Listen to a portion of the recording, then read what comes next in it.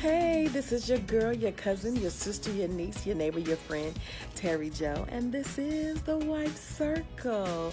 I hope you've had a good day so far on this Marriage Monday, and I took a small hiatus to get a little vacation time in, but I'm back. While I was away on vacation, I took a moment to just do some purging in my home, and that was great. Finally got rid of some things that were taking up space in my home and just really just removing the excessive stuff. You know, we have to do that sometimes where we remove all of those things that are causing our lives to feel a little crowded. So I threw away some things that were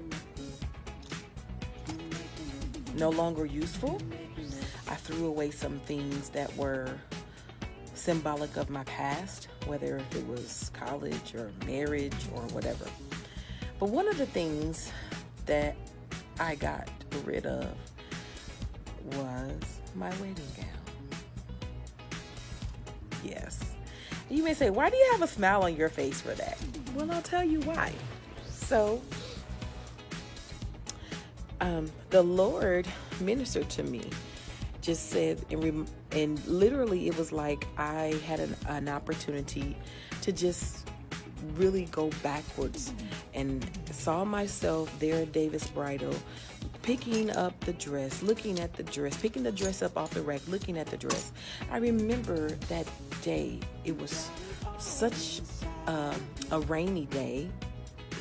It was cold.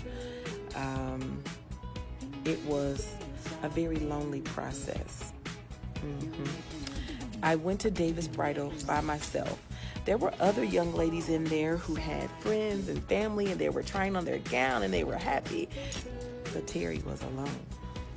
Not by choice, because that's just how it ended up being.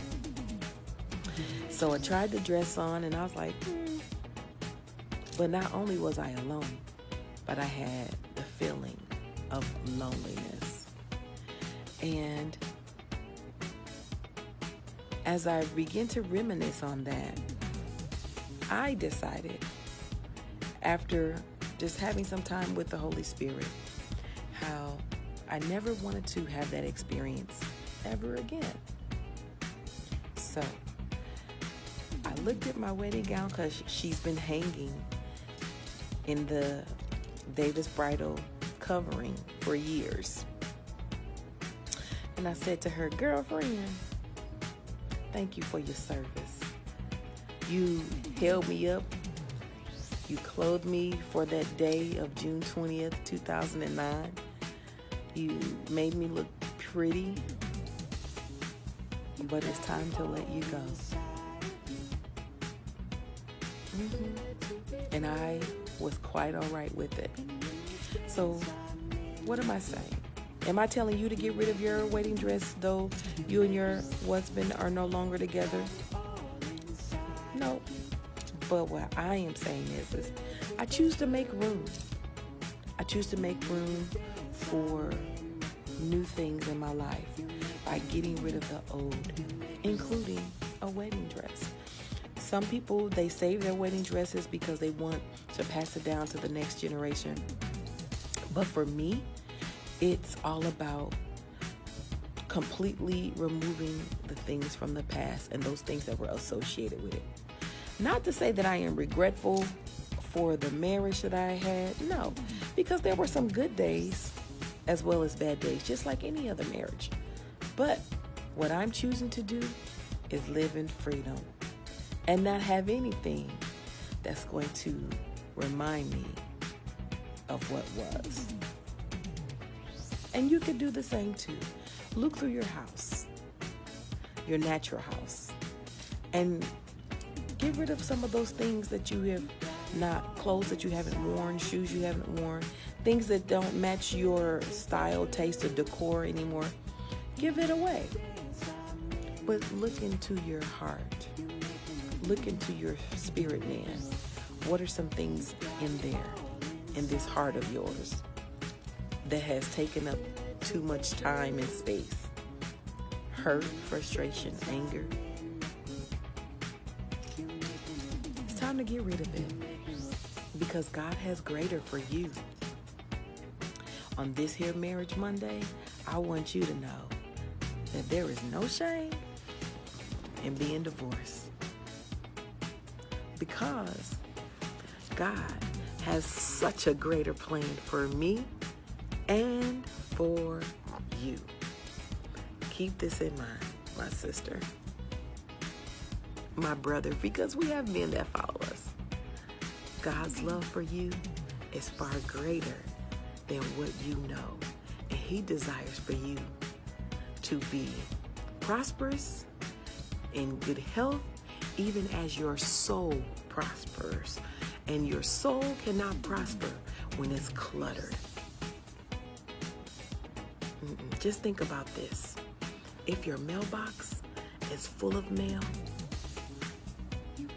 how can the postman put that special package that you've been waiting for, that special envelope you've been waiting for in your mailbox when there is no room?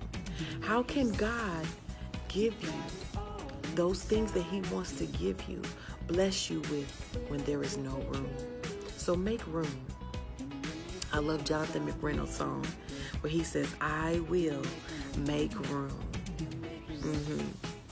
So move that stuff over.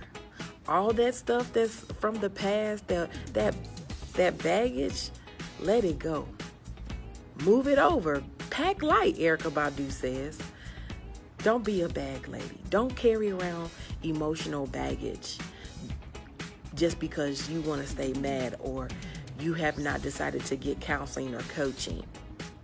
But choose to live with purpose, on purpose, because God has created a purpose for you. But the way that you encounter your purpose is when you make a choice to unpack, when you make a choice to let go and be okay with it. My wedding dress is just material. I haven't touched it since I took it off after I got married. It's been hanging for years. Some of you are like that. You have things in your heart that have just been there for years and you haven't dealt with it. You might look at it every now and then, but you don't deal with it. But today, it's a new day. Deal with it. Get rid of the baggage so that you can receive the fullness of God and have a life that He intends for you. I'm your girl, your cousin, your sister, your niece, your neighbor, your friend, Terry Joe, and this is The Wife Circle.